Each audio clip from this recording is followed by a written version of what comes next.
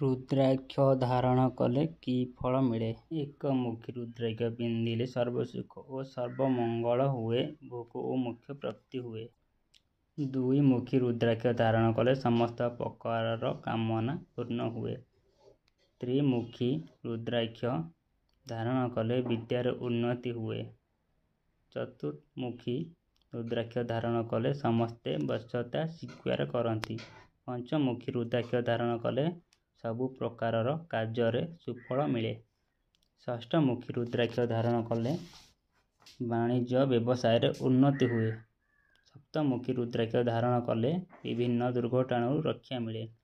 ଅଷ୍ଟମୁଖୀ ରୁଦ୍ରାକ୍ଷ ଧାରଣ କଲେ ପ୍ରେମ ଓ ବାଣିଜ୍ୟ ଲାଭ ହୁଏ।